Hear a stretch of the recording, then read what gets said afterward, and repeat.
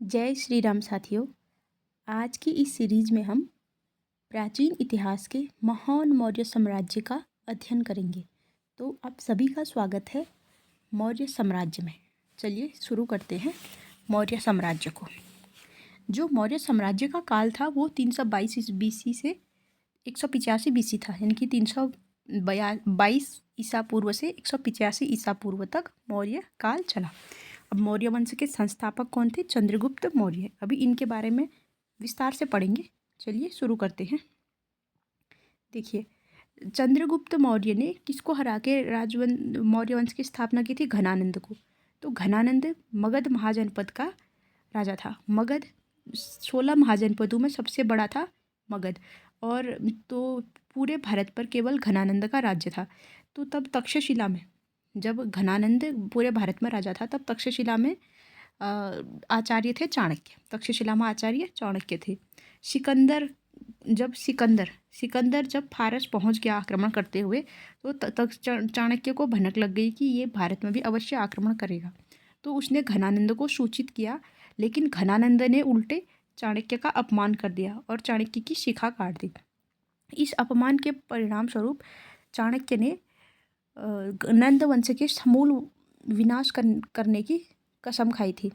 तो उसके बाद जब उसने उसकी शिखा काटी, तो उसने अपनी शिखा को न बांधने का प्रण लिया और नंद वंश के संपूर्ण विनाश की शपथ ली। फिर उसके बाद उन्होंने चंद्रगुप्त मौर्य को तैयार किया और चंद्रगुप्त मौर्य के साथ मिलकर इन्होंने घनानंद को पराजित करके एक नए वंश, जिसका नाम इतिहास में स्वर्णिम अक्षरों में लिखा जाता है, जिसकी अद्वितीय कार्य किए हुए हैं, तो उसके बारे में अब हम पढ़ेंगे। चलिए शुरू करते हैं। जो मौर्य वंश था, मौर्य वंश, इसकी राजधानी थी पाटलिपुत्र, और इनका वंश चिन्ह नाम से ही स्पष्ट है, मौर्य यानी कि मयूर। मोर इनका वंश चिन्ह था। चलिए, और जो चाणक्य है, चाणक्य यानी कि चंद्रगुप्त के गुरु या इनके मंत्री भी यही थे। तो चाणक्य, इनके अन्य नाम है कौटिल्य, और इनका जो मूल नाम है विष्णुगुप्त। विष्णुगुप्त क्या है? चाणक्य का मूल नाम है। इनको कौटिल्य भी कहते हैं क्योंकि कुटिल बुद्धि वाले थे। और इनको भारत का मैकियावली भी कहा जाता है। भारत का मैकियावली किसको कहा जाता है? चाणक्य को। और ये मैकियावली थे कौन? मैकियावली ने एक पुस्तक लिखी थी, द प्रिंस। मैकियावली ने एक पुस्तक लिखी थी, द प्रिंस। चलिए, और ये जो चाणक्य थे तक्षशिला में आचार्य थे। तक्षशिला क्या थी? विश्व की पहला विश्वविद्यालय था। मतलब दुनिया की पहली यूनिवर्सिटी थी कौन? तक्षशिला। ठीक है। चलिए, और तक्ष कौन थे? तक्ष भरत के पुत्र थे। तक्ष कौन थे? भरत के पुत्र। अब पढ़ते हैं हम अर्थशास्त्र। अर्थशास्त्र किसने लिखी? अर्थशास्त्र लिखी है चाणक्य ने, या कौटिल्य ने, या विष्णुगुप्त, जो भी हम कह सकते हैं। लेकिन अर्थशास्त्र का मुख्य विषय अर्थशास्त्र ना होकर इसका मुख्य विषय राजनीति है। धन का शास्त्र नहीं है, ये राजनीति से संबंधित है। अर्थशास्त्र किससे संबंधित है? राजनीति से संबंधित है। और चाणक्य द्वारा लिखित अर्थशास्त्र में 15 अधिकरण है, यानी कि 15 चैप्टर है। कितने चैप्टर हैं? 15 चैप्टर हैं। और 6 अधिकरण है, और जो 15 अधिकरण है, और जो 6वां अधिकरण है, जो 6th चैप्टर है इसका अर्थशास्त्र का, उसमें सप्तांग सिद्धांत दे रखा है। सप्तांग सिद्धांत किस लिए दिया है? राज्य के लिए दिया है। इसमें इन्होंने कहा है कि जो राज्य रूपी गाड़ी है एक पहिए पर नहीं चल सकती। राज्य रूपी गाड़ी एक पहिए पर नहीं चल सकती, तो राज्य के लिए 7 अंग होने आवश्यक है। वो 7 अंगों में है राजा, जनपद, अमात्य, मित्र, कोष, दंड, दुर्ग। इनमें 7 अंग कौन कौन से हैं सप्तांग सिद्धांत में? राजा, जनपद, अमात्य, मित्र, कोष, दंड, दुर्ग। राजा, जनपद, अमात्य, मित्र, कोष, दंड, दुर्ग।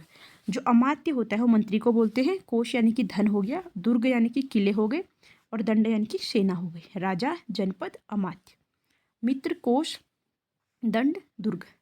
जो अमात्य है, जैसे नंदवंश यानी कि घनानंद का अमात्य कौन था? राक्षस अटकार पर कौन सी बुक लिखी है? विशाखदत्त ने मुद्रा राक्षस लिखी है ना, तो उसी राक्षस अमात्य पे लिखी है। तो अमात्य किसको बोलते हैं? मंत्री को। चलिए, अब पढ़ेंगे हम चंद्रगुप्त मौर्य के बारे में। चंद्रगुप्त मौर्य, इनका काल है 322 ईसा पूर्व से 298 ईसा पूर्व तक। 322 ईसा पूर्व से 298 ईसा पूर्व तक। यूनानी लेखकों ने चंद्रगुप्त मौर्य को सेंड्रोकोटस कहा है।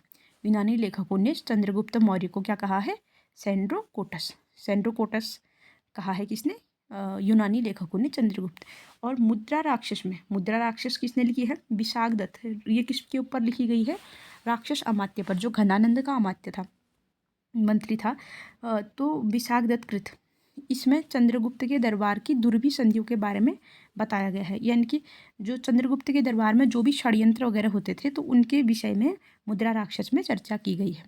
और चंद्रगुप्त को वृषल भी कहा गया है। वृषल भी कहा गया है। किसमें कहा गया है? मुद्रा राक्षस में। मुद्रा राक्षस में चंद्रगुप्त को वृषल कहा गया है। वृषल का अर्थ होता है निम्न कुल में पैदा हुआ। निम्न कुल में पैदा हुआ चंद्रगुप्त को ये कहा गया है। और चाणक्य ने चंद्रगुप्त को विंध्याचल की पहाड़ियों या जंगलों में खोजा। चाणक्य ने चंद्रगुप्त को विंध्याचल की पहाड़ियों में मिला। चंद्रगुप्त जब चंद्रगुप्त बालक था तब वो राजकीतम या राजकीलम खेल खेल रहे थे। राजकीतम, कहीं पे कीतम है, कहीं पे कीलम है, ठीक है। तो राजकीतम या राजकीलम खेल खेल रहे थे ये।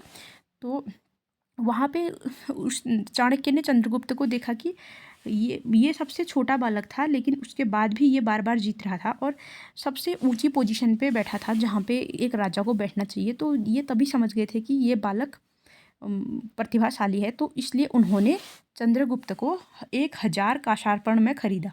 1000 काशार्पण में खरीदा। काशार्पण यानी कि चांदी के सिक्के। काशार्पण यानी कि चांदी के सिक्के। 1000 चांदी के सिक्कों में चंद्रगुप्त को विंध्याचल पहाड़ियों से खरीदा था। किसने? चाणक्य ने। और फिर उसको तक्षशिला ले गए, क्योंकि वो तक्षशिला में आचार्य थे। फिर तक्षशिला में ले जाके उनको शिक्षित किया। तक्षशिला में ले जाके उनको शिक्षित किया। और तक्षशिला में केवल ब्राह्मण, वैश्य और क्षत्रिय का प्रवेश था। ब्राह्मण, क्षत्रिय और वैश्य का प्रवेश था। शूद्र को यहाँ पे प्रवेश नहीं मिलता था। शूद्र को तक्षशिला में प्रवेश नहीं मिलता था। तो यहाँ पे केवल ब्राह्मण, वैश्य और क्षत्रिय को प्रवेश मिलता था। तो इस आधार पे चंद्रगुप्त शूद्र तो नहीं था और चंद्रगुप्त निम्न कुल का नहीं था। इसी आधार पे हम कह सकते हैं। और कौटिल्य है यानी कि चाणक्य, वर्ण व्यवस्था में विश्वास करता था। कौटिल्य वर्ण व्यवस्था में विश्वास करता था। उस कौटिल्य का कहना है कि 100 वर्ष के अनुभवी शूद्र की तुलना में 1 वर्ष के अबोध क्षत्रिय को राजा बनाना श्रेष्ठ है। 100 वर्ष के अनुभवी शूद्र की तुलना में 1 वर्ष के अबोध क्षत्रिय को राजा बनाना श्रेष्ठ है। तो कौटिल्य शूद्र को तो मतलब राजा नहीं बनाते, शूद्र को तो शिक्षित नहीं करते। तो इसीलिए हम कह सकते हैं कि जो चंद्रगुप्त मौर्य था वो शूद्र नहीं था। हालांकि मुद्रा राक्षस में उसको वृषल निम्न कुल में पैदा हुआ बताया गया है, लेकिन अगर ऐसा होता तो चंद्रगुप्त उनको अपना शिष्य नहीं बनाता। और घनानंद को परास्त कर चंद्रगुप्त राजा बनाई तो हम बता चुके हैं। और सेल्यूकस निकेटर का आक्रमण हुआ 305 बीसी। 305 बीसी। सेल्यूकस निकेटर कौन था? ये सिकंदर का राजदूत था, सिकंदर का सेनापति था। और सेल्यूकस निकेटर, इसको चंद्रगुप्त ने हरा दिया। चंद्रगुप्त ने सेल्यूकस निकेटर को हरा दिया। फिर उसके बाद इनके बीच में संधि होती है। सेल्यूकस निकेटर और चंद्रगुप्त के बीच में संधि होती है। तो उसमें 4 राज्य काबुल, कांधार, मकरान, हेरात। 4 राज्य सेल्यूकस निकेटर चंद्रगुप्त को देता है।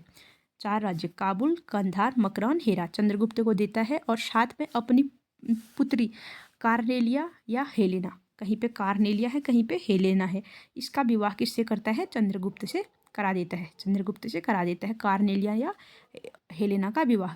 और इसी उपलक्ष्य में चंद्रगुप्त सेल्यूकस निकेटर को 500 हाथी उपहार में देता है। 500 हाथी उपहार में देता है किसको? सेल्यूकस निकेटर को। और सेल्यूकस निकेटर का एक राजदूत था। कौन? मेगास्थनीज। इसने अपना राजदूत नियुक्त किया था मेगास्थनीज को। वही मेगास्थनीज जिसने इंडिका नामक बुक लिखी जिसने, वही मेगास्थनीज किसका राजदूत था? सेल्यूकस निकेटर का। और इसने जो इंडिका बुक है वो पूरा मौर्य प्रशासन पर आधारित है। इंडिका बुक मौर्य प्रशासन पर आधारित है। किसने लिखी? मेगास्थनीज ने। किसका राजदूत था? सेल्यूकस निकेटर का। और चंद्रगुप्त ने 500 हाथी ससुर जी को दिए थे, तो हमने बोल दिया। और वी एस स्मिथ एक इतिहासकार हैं। वी एस स्मिथ एक इतिहासकार हैं। इन्होंने एक कथन कहा है, उसमें क्या कहा है कि चंद्रगुप्त ने उन सीमाओं को प्राप्त कर लिया जिनके लिए अंग्रेज हमेशा प्रयासरत रहे। चंद्रगुप्त ने उन सीमाओं को प्राप्त कर लिया जिनके लिए अंग्रेज हमेशा प्रयासरत रहे। क्योंकि चंद्रगुप्त ने काबुल, कंधार, मकरान, हेरात, ये अफ़गानिस्तान और पाकिस्तान के हिस्से हैं। ये काबुल अफ़गानिस्तान की राजधानी होगी। काबुल, कंधार, मकरान, हेरात, मतलब भारत से बाहर तक और पूरा अखंड भारत में राज्य करने वाला पहला शासक बना कौन? चंद्रगुप्त मौर्य। इसलिए इसको बी ए स्मिथ ने ऐसे कहा कि अंग्रेज जिस सीमाओं को प्राप्त करने के लिए हमेशा प्रयासरत रहे, उनको चंद्रगुप्त मौर्य ने प्राप्त कर लिया था। अब पढ़ते हैं आगे। चलिए, चंद्रगुप्त का काल, मगध में अकाल। चंद्रगुप्त के काल में मगध में अकाल पड़ा। चंद्रगुप्त का काल, मगध में अकाल। तो स्थूलभद्र और भद्रबाहु ये कौन थे?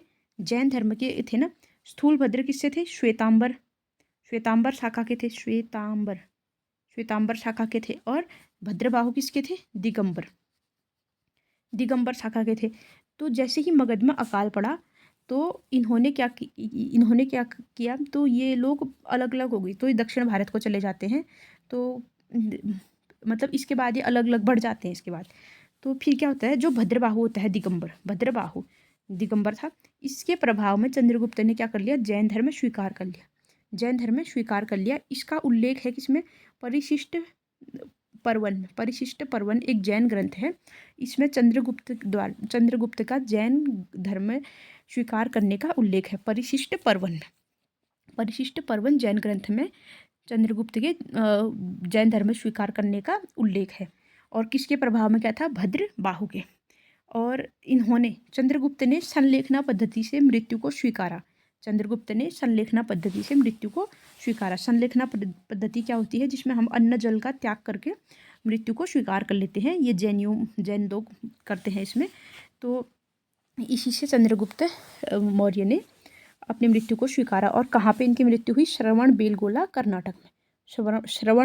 कर्नाटक में इनकी मृत्यु हुई। और अब अकाल पड़ा था चंद्रगुप्त के काल में, तो उसने अकाल राहत के लिए कुछ कार्य तो किए होंगे।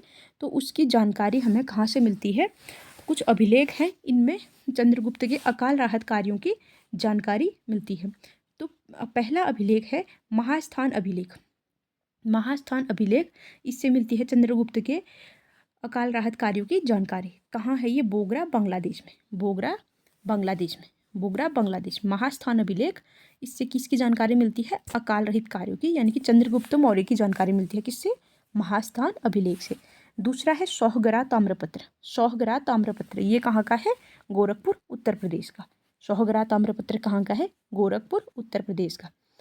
और तीसरा है शक छत्रप भी बोलेंगे, या शक राजा रुद्रदामन का अभिलेख। जो जूनागढ़ अभिलेख के नाम से जाना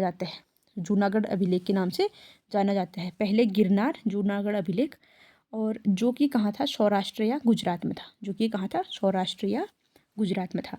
तो 3 अभिलेख जो चंद्रगुप्त मौर्य के अकाल रहित कार्यों की जानकारी देते हैं। पहला है महास्थान अभिलेख, कहाँ था? बोगरा, बांग्लादेश। दूसरा है सोहगरा अभिलेख, यह है गोरखपुर, उत्तर प्रदेश। तीसरा है रुद्रदामन का जूनागढ़ अभिलेख, शक राजा रुद्रदामन का जूनागढ़ या गिरनार अभिलेख। इसमें चंद्रगुप्त द्वारा सुदर्शन झील के निर्माण के बारे में लिखा है। किसमें? जूनागढ़ अभिलेख में। और इस समय जब इसने सुदर्शन झील का निर्माण किया तो यहाँ का गवर्नर कौन था? पुष्यमित्र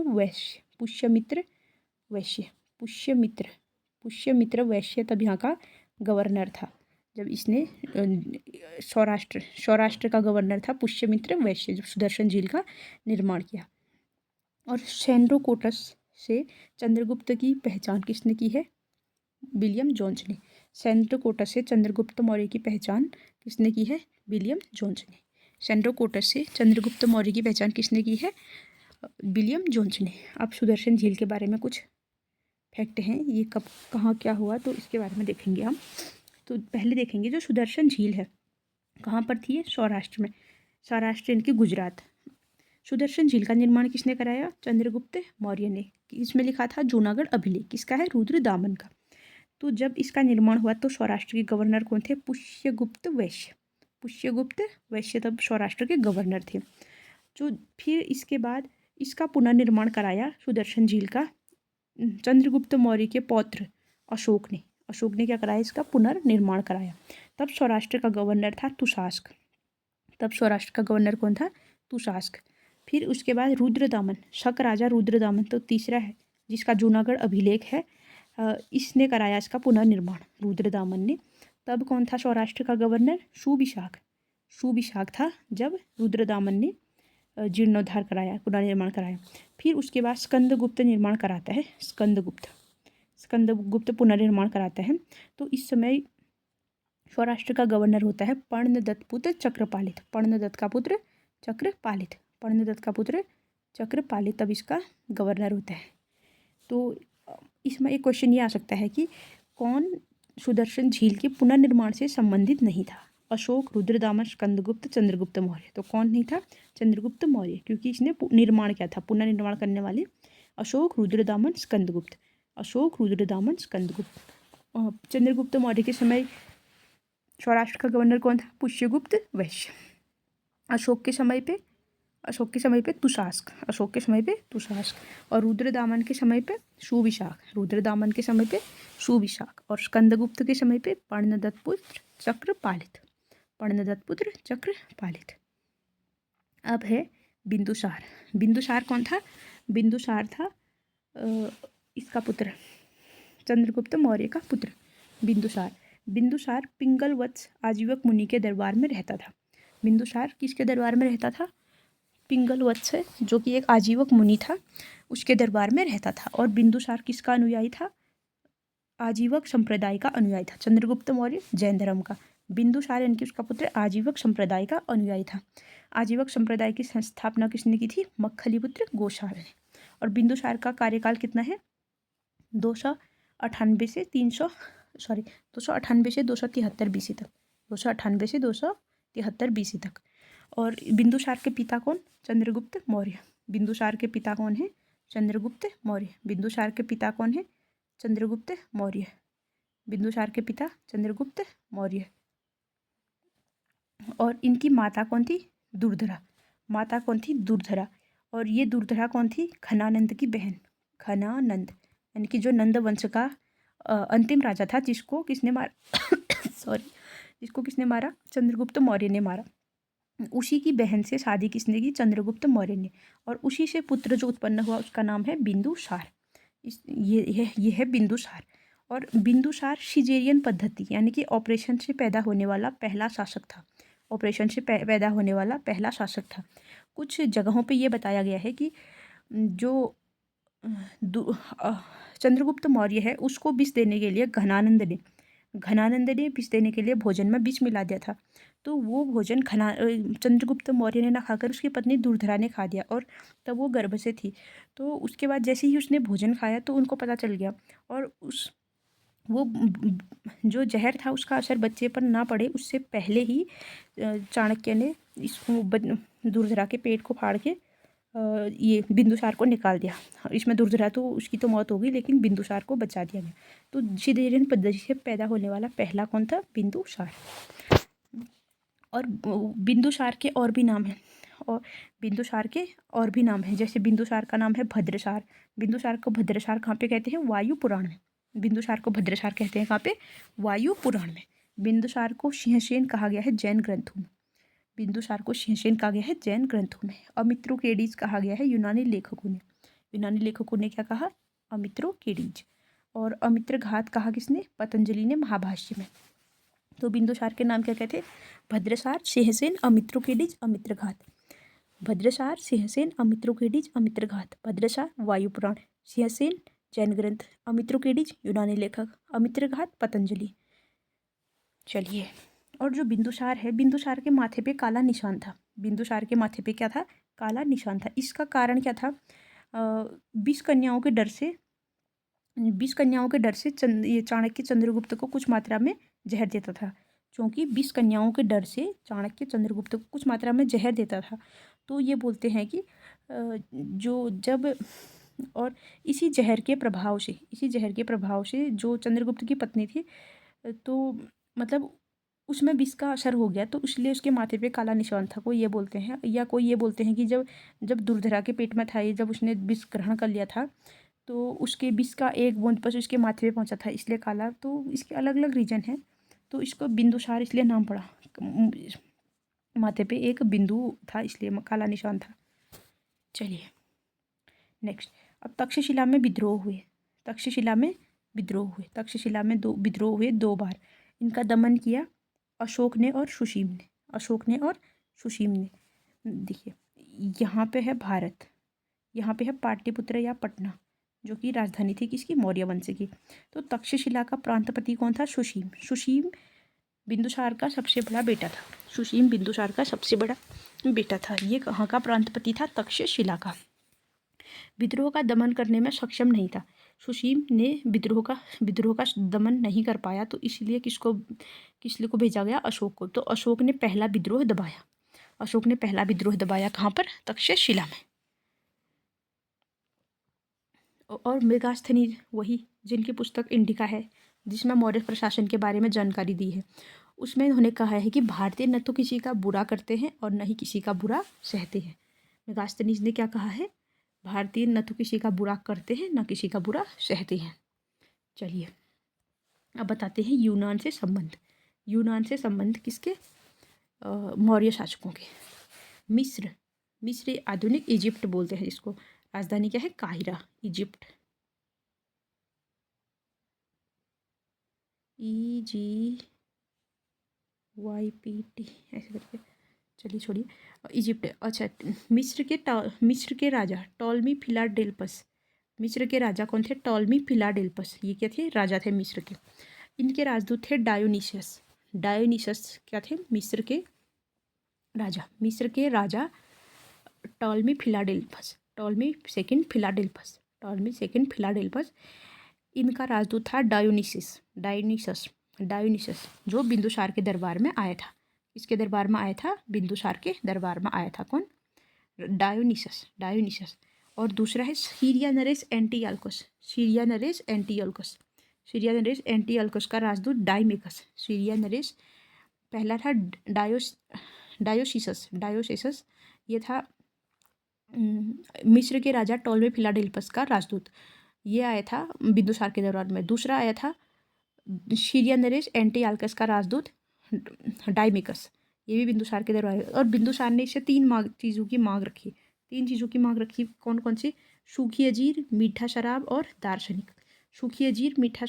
दार्शनिक की मांग रखी। लेकिन इसने 2 मांग तो मान ली, सूखी अंजीर और मीठी शराब की, लेकिन दार्शनिक नहीं दिया। क्योंकि उनका कहना था, सीरियानरेस एंटियोलकस का कहना था कि यूनानी कानून के अनुसार दार्शनिक तोहफे में नहीं दिया जा सकता और न ही खरीदा या बेचा जा सकता है। और जो बिंदुसार है, बिंदुसार को बोलते हैं योग्य पिता का पुत्र और योग्य पुत्र का पिता। योग्य पिता का पुत्र यानी कि इनके पिता थे चंद्रगुप्त मौर्य, और योग्य पुत्र का पिता यानी कि इनके पुत्र थे अशोक। इनके बारे में कहा जाता है। चलिए अब पढ़ते हैं आगे को। अशोक का काल था 273 से 232 BC। 273 से 232 ईसा पूर्व तक अशोक का काल रहा। अशोक के पिता बिंदुसार। माता शुभद्रांगी धर्मा या जनपद कल्याणी। ये एक ही माता के नाम है। पिता बिंदुसार, माता शुभद्रांगी धर्मा, जनपद कल्याणी। और इनकी रानियाँ थी असंधिमित्रा, तिष्यरक्षिता, पद्मावती, देवी महादेवी कारुआ की। असंधिमित्रा, तिष्यरक्षिता, पद्मावती, देवी महादेवी कारुआ की। और अशोक की सबसे प्रिय पत्नी कौन थी, कारुआ की अशोक की सबसे प्रिय पत्नी थी। और अभिलेखों में केवल नाम एक रानी का है, किसका, कारुआ की का। अभिलेखों में नाम केवल एक रानी का है, किसका, कारुआ की का। और केवल एक पुत्र का नाम है तीवर का। अशोक के बारे में एक स्टोरी है। अशोक का पुत्र था कुणाल। इसको कुस्तुंधी भी कहते थे। अशोक का पुत्र था कुणाल। ये खूबसूरत आंखों वाला था। इसकी आंखें बहुत खूबसूरत थी। इसकी आंखों में एक अजीब सा खिंचाव था। तो ये था तक्षशिला का प्रांतपति। तक्षशिला बाहर था ना, यहाँ पे तक्षशिला था, तो तक्षशिला का प्रांतपति कौन था? कुणाल या कुस्तुंदी। तो जो अशोक की रानी थी तिष्यरक्षिता, अशोक की रानी तिष्यरक्षिता ने कुणाल को प्रपोज कर दिया, लेकिन कुणाल ने मना कर दिया। फिर उसके बाद एक बार जब अशोक बीमार पड़ा तो रानी तिष्यरक्षिता ने अशोक की खूब सेवा की। फिर उसके बाद अशोक ने प्रसन्न होकर रानी से कहा कि कुछ मांगो। तो रानी ने कहा कि ये मौर्य वंश की जो है उस पे, मतलब एक पत्र पे एक स्टैंप लगा के तुम साइन कर दो, मुझे बस इतना ही चाहिए और कुछ नहीं चाहिए। तो अशोक ने बिना सोचे समझे स्टैंप लगा के साइन करके दे दिया।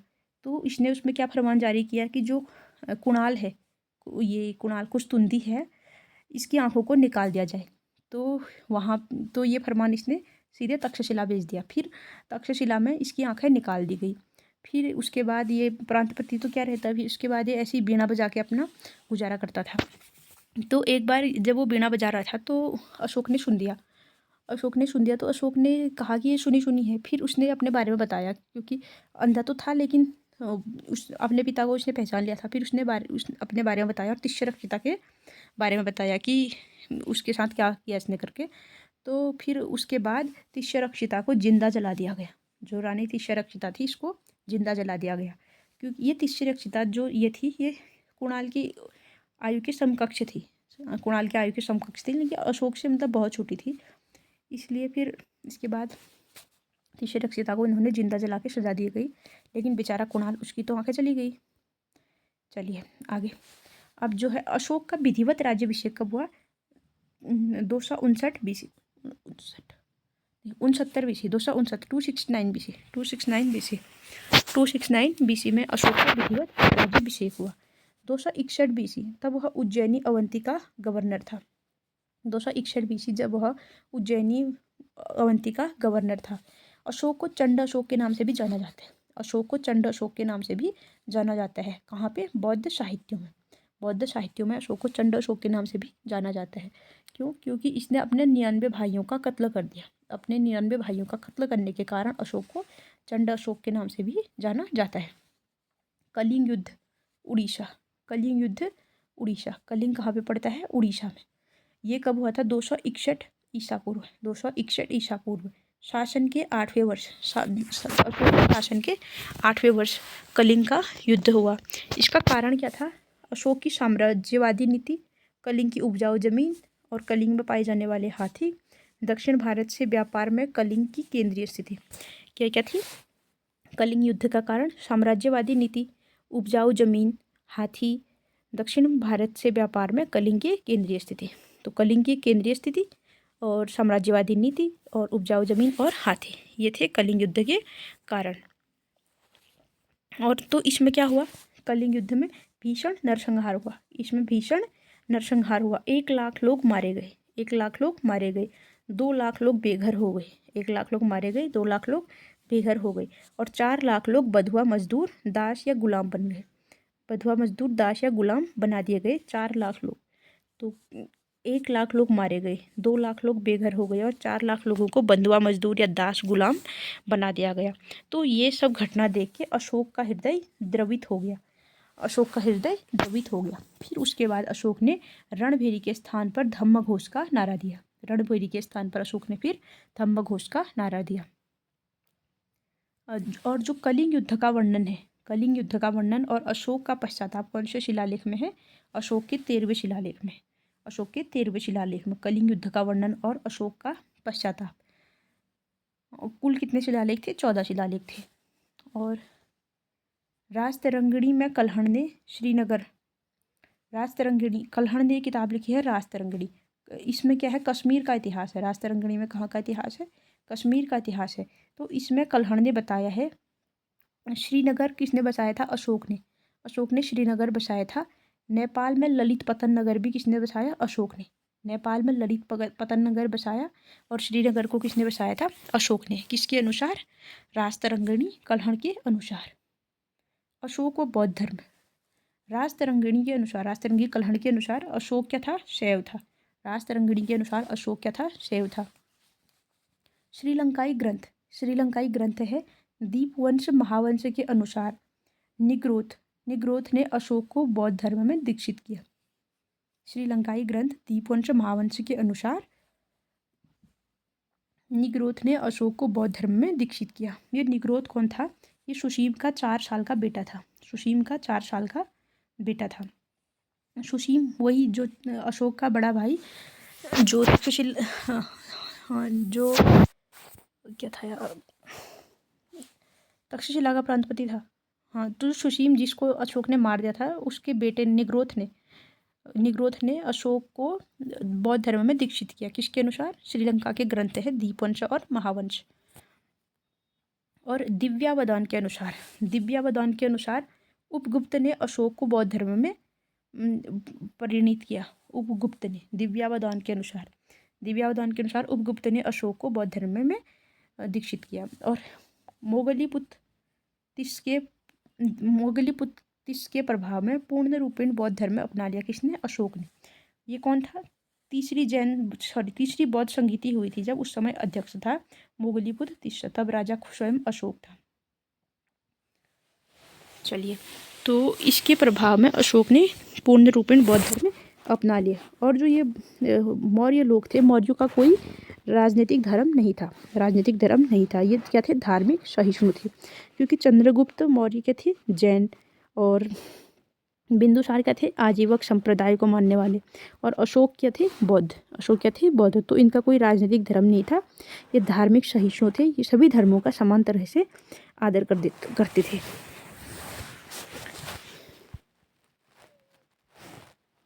अब देखिए सबल प्रमाण। इनके प्रमाण कहाँ से मिले? भारभू शिलालेख कहाँ से मिला है? बैराठ, राजस्थान से। भारभू शिलालेख की खोज की थी कैप्टन बर्ट ने खोज की थी भारभू शिलालेख की। कैप्टन बर्ट ने खोजा भारभू शिलालेख। कहाँ से मिला? बैराठ, राजस्थान से। ठीक है। अशोक ने स्वयं को क्या कहा है? मगधराज कहता है और कहता है मैं बुद्ध धम्म और संघ में अटूट श्रद्धा रखता हूँ। मैं त्रिरत्न यानी कि बुद्ध धम्म संघों में अटूट श्रद्धा रखता हूँ। अशोक स्वयं को मगधराज कहता है। तो अशोक के बौद्ध धर्म अपनाने के प्रमाण कहाँ पे मिलते हैं? सबल प्रमाण भारभू शिलालेख में। कहाँ था ये? बैराठ, राजस्थान में। खोज किसने की थी? कैप्टन बर्ट ने खोज की थी। अशोक स्वयं को मगधराज कहता है और कहता है कि मैं बुद्ध धम्म और संघ में अटूट श्रद्धा रखता हूँ।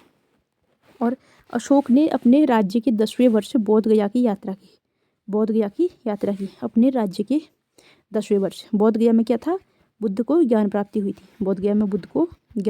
हुई थी। तो 10वें वर्ष इसने कहाँ की यात्रा की? बोध गया की यात्रा की। और 20वें वर्ष कहाँ की यात्रा की? लुम्बिनी की यात्रा की।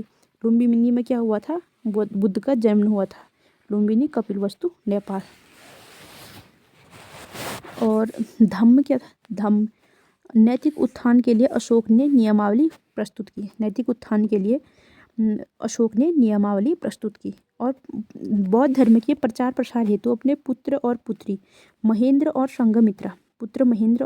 पुत्री संघमित्रा को श्रीलंका भेजा। बौद्ध धर्म के प्रचार हेतु महेंद्र और संघमित्रा को श्रीलंका भेजा।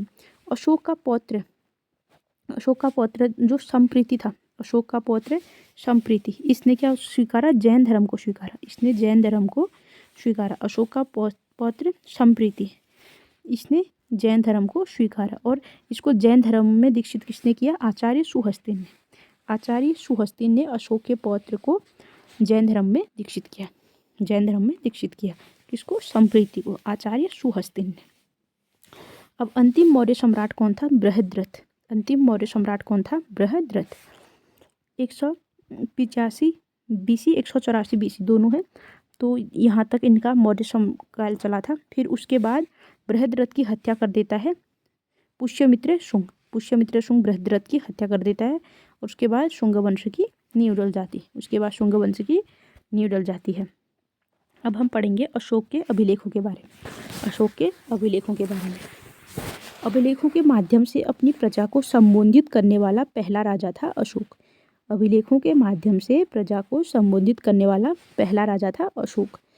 अशोक को अभिलेख लिखने की प्रेरणा डेरियस या दारा प्रथम पर्शियन राजा डेरियस या दारा प्रथम से मिली। अशोक को अभिलेख लिखने की प्रेरणा किससे मिली? डेरियस या दारा प्रथम। कौन थे ये? पर्शियन राजा। भारत पर पहला सफल आक्रमण करने वाला कौन था? डेरियस या दारा प्रथम। इसी से इनको अभिलेख लिखने की प्रेरणा मिली। सर्वप्रथम खोजे, अशोक के अभिलेख सर्वप्रथम खोजे किसने? टिफेन थैलर ने। टिफेन थैलर ने खोजे कब? 1750 में। टिफेन थैलर ने खोजे 1750 में। कहाँ से खोजे? दिल्ली मेरठ से। कहाँ से खोजे? दिल्ली मेरठ से। अशोक के सबसे पहले अभिलेख कब खोजे? 1750 में। किसने खोजे? टिफेन थैलर ने। कहाँ से? दिल्ली मेरठ से। और सबसे पहले पढ़े, देखिए खोज हो गई थी 1750 में, लेकिन पढ़े गए 1837 में। पढ़े गए 1837 में, यानी कि उनको डिकोड किसने किया? टकसाल अधिकारी जेम्स प्रिंसेप ने। टकसाल अधिकारी जेम्स प्रिंसेप ने सबसे पहले पढ़ा। किस कौन से वाले अभिलेख को पढ़ा? दिल्ली टोपरा को पढ़ा। दिल्ली टोपरा अभिलेख को पढ़ा किसने? जेम्स प्रिंसेप ने। और दिल्ली मेरठ वाले को सबसे पहले खोजा किसने? टिफेन थैलर ने। टिफेन थैलर ने। और जो दिल्ली टोपरा अभिलेख था कौन सी लिपि में था? ब्राह्मी लिपि में। वैसे भी अशोक के अधिकांश अभिलेख किस में थे? ब्राह्मी लिपि में थे। और कुछ मतलब भारत में तो लगभग सभी ब्राह्मी लिपि में थे। एकमात्र था जो एरगुडी अभिलेख था, ये था ब्राह्मी और खरोष्टी दोनों में। बाकी भारत में सारे अभिलेख ब्राह्मी लिपि में थे। और फिर से देखते हैं एक बार।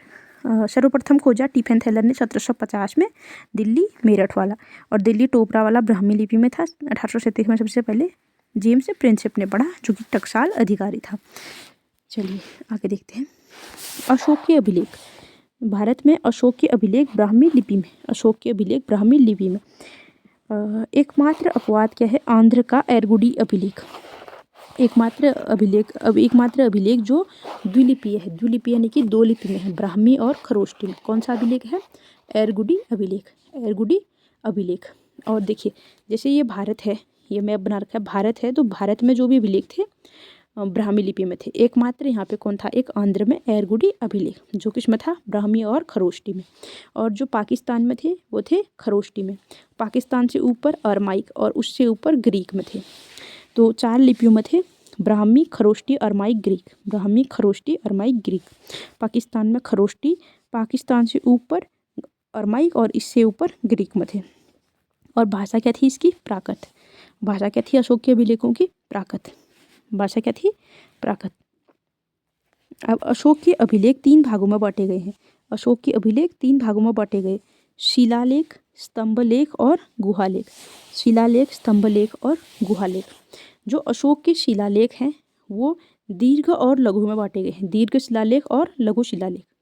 दीर्घ शिलालेख और लघु शिलालेख। जो दीर्घ शिलालेख हैं वो टोटल कितने हैं? 14 लेख हैं, 8 स्थानों से प्राप्त हुए। दीर्घ शिलालेख हैं 14 हैं, 8 स्थानों से प्राप्त हुए हैं।